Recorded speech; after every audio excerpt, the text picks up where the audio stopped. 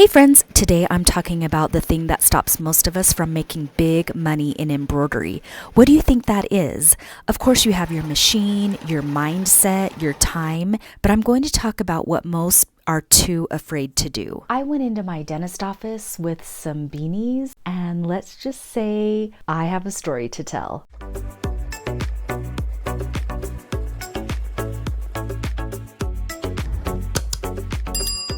Fear of the pitch. You will lose out on some great money if you can't master the pitching to other small businesses. So we all love to stitch, right? But we're afraid of the pitch. Yes, I just made that up. Walking into a business and asking if they would like some embroidery work, that is basically like walking on stage in a big, huge auditorium. Like, who even here has the courage to do that? Well, on my last video, I told you I have so many ideas and I'm not even gonna think, I'm just gonna do it. This was one of the ideas that I had. If you really want to scale your business, then you want to get those bulk orders, because that really is the key to working smarter, not harder.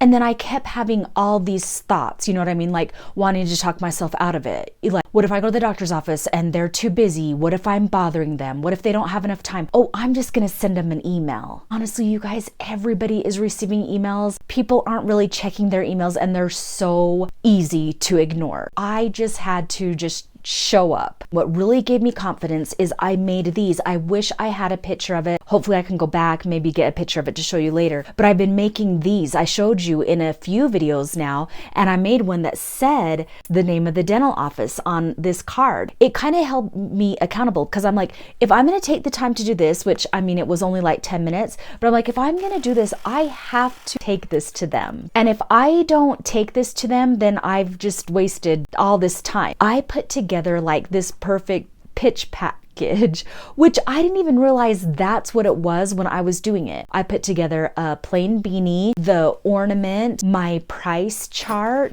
and a card, and I put it in like one of these plain silicone bags, and it also had my QR code on it, because I was thinking of a plan B. Like, what if I go there and they really are busy? And I hated going like unannounced, but I was thinking, okay, if I go there and they're like really busy, then I can leave this with them, the plain beanie and stuff. I was thinking in my head, I'll just leave this with them worst case and have them look it over, and then I have a reason to come back to at least get the beanie and see if they liked it and if they want to place an order. And so I feel like that just kind of really showed that I kind of care. Of course I want the sell, but I took the time to make them the cute little ornament and also do a card that said Merry Christmas. So I decided to go at 9 a.m., which is like right after I dropped my daughter off at school. And then I decided to put like one of these plain beanies on. I was driving there, I was like kind of really talking myself out of it. Like, they're not gonna want the beanies. And I was like, no, Delilah, they want beanies. Of course they want beanies with their logo across the top. So then I completely changed my thought process and thought, you know what? If they don't want the beanies, it's their loss. Like, who wouldn't want to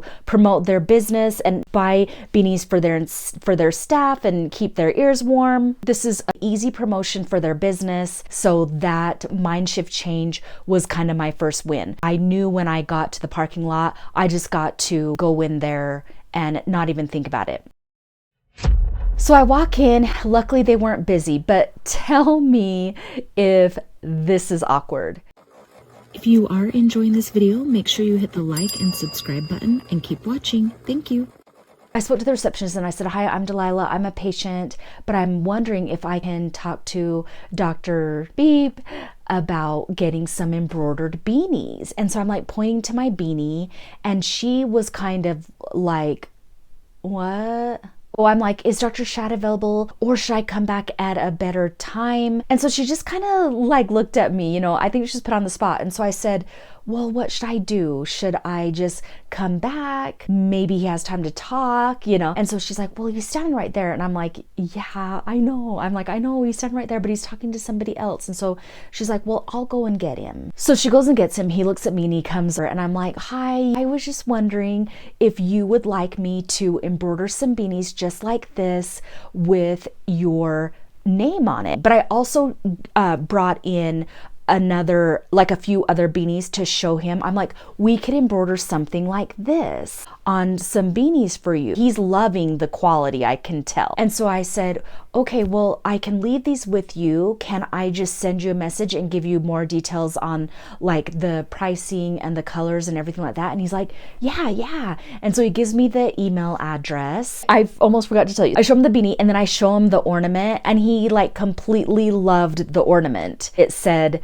the name of his clinic. We were able to put the ornament on the tree out in the lobby. So that was really cool. And then I was showing him these other beanies that I had with other businesses. So maybe that kind of got him excited too. Like, oh, well, I want beanies with my business on them as well. So I just said, okay, well, I will leave this here. There was a price sheet in there as well. So he knew right away. But I'm like, okay, well, I'm going to email you the options, the colors, the pricing, and then we can just go from there. So he's like, yeah, okay. When I got home, I grabbed the pictures. Let's see. So on my computer, I do have a folder that says email attachments, and they're my best photos with my price sheets, everything that is needed that I can have available when I want to email, because usually I'm not this organized. Then I sent that email off, just kind of reiterating what the price is. I put my phone number in the email as well. I'm like, just go ahead and text me, let me know the colors that you want and the quantity. And then right away, I got a text message